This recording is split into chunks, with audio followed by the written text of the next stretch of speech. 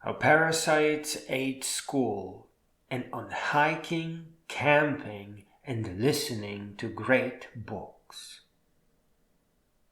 At any point in life, hiking and camping and later walking the great trails, Appalachian, Pacific Crest, or Continental Divide, will quickly pull you out of stress, overwork, or bullies and punishment even, any of which will actually prevent meaningful education from taking place.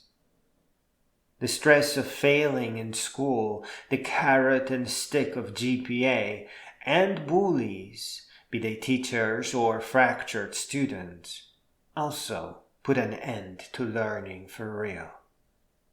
The ineffective schools of today will only sell you an impression of education, and it will take a long time for you to catch on, sometimes decades, to see how schools were just forcing you to pretend, to perform, to act.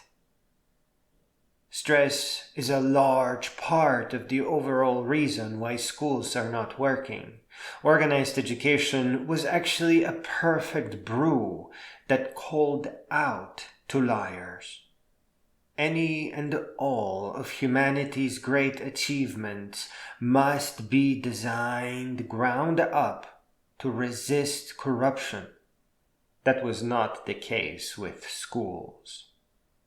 The students were practically begging to just graduate out of discomfort of what was ineffective education, making lectures irrelevant to students' personal curiosities, dividing knowledge into disconnected subjects, combined with the sick idea of timed learning periods, among several other massively toxic mistakes, to make students scared and desperate. It will force them to prefer memorization and graduation over comprehension and education. The state tests that validate schools and keep the sweet, sweet state funding coming see no difference between memorized knowledge and actual comprehension, active and functional knowledge and wisdom. All that teachers have to do to trick you into memorization and cramming is make their curricula incomprehensible and threaten you with failure, all the while saying, "Please do not memorize." They develop a compulsion to throw that into the fray to cover their behind. They always check in, "My job is hard," for good measure. But you can see exactly what their job is: pretending to educate. It will be hard for you to see the overall fraud because you believe in adults, that they work hard and that they want to make future better. They don't. They take every shortcut they can get away with. And you can see that in politics or investing, where that is usually brought to light. But it's also visible in pollution, speciation, and climate change. See, it is not illegal for a politician to lie about their campaign promises. And they don't just lie, they engineer those lies to get more voters. To give two examples of recent newspaper headlines from just this week.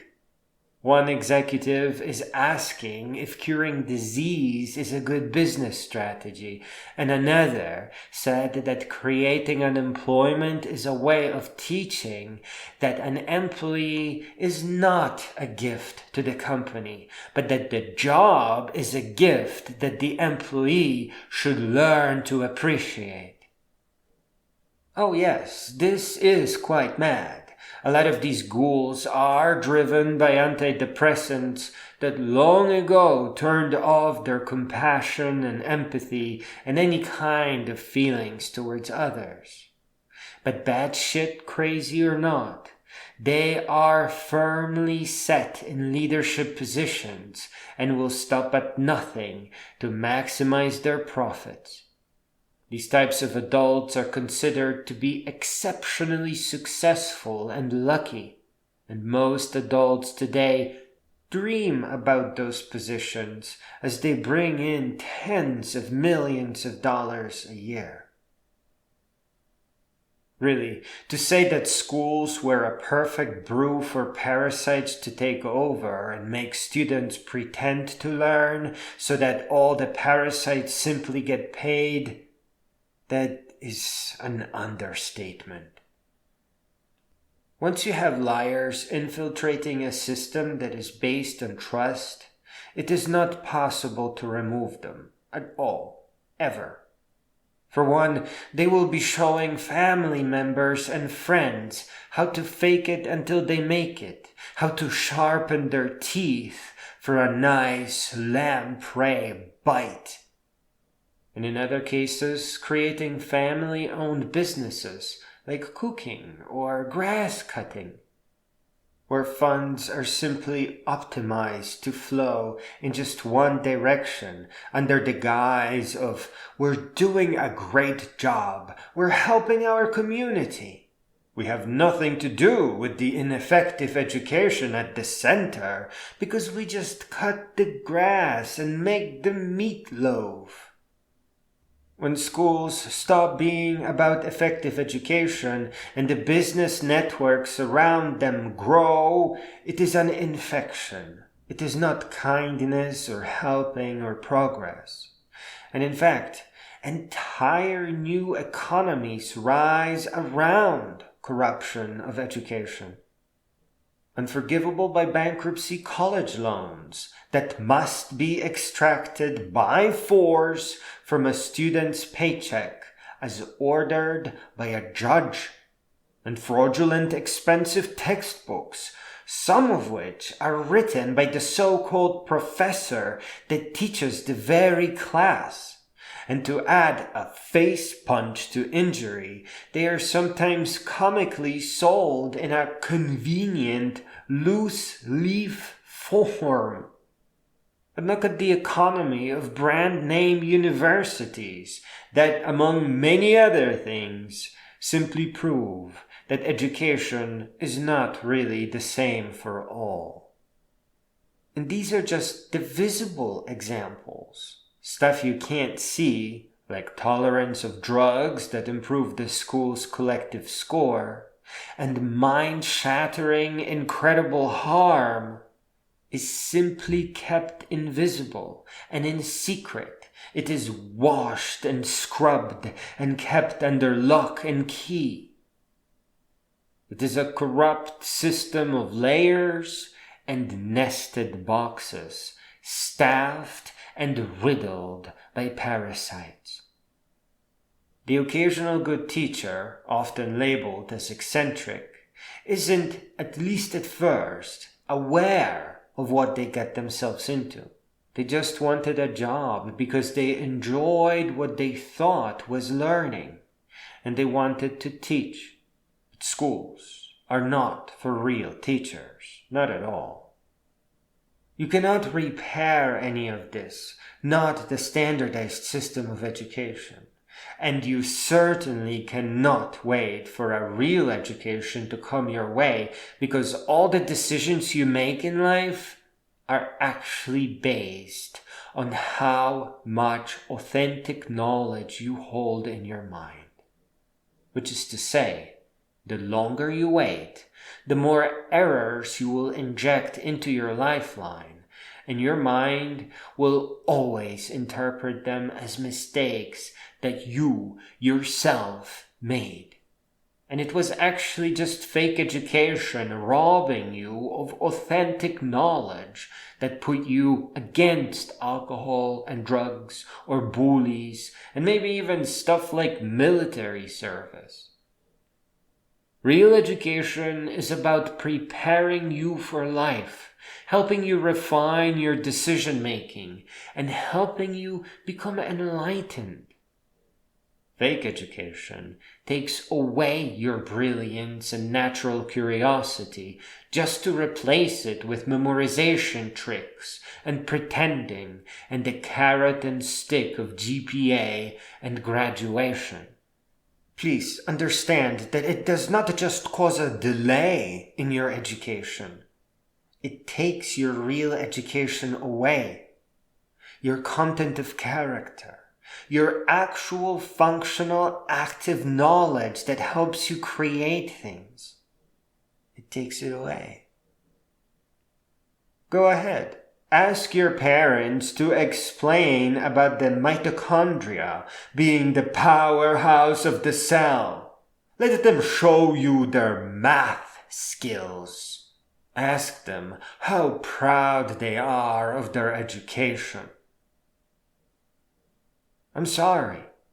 We are all vulnerable to indoctrination, to being misled or presented with a fake reality that we tend to protect and believe in.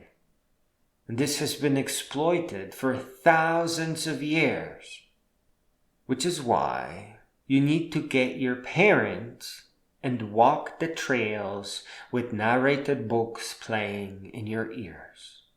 Books created by clear-thinking intellectuals who achieved not because they were lucky, but because they wouldn't let anything stain them.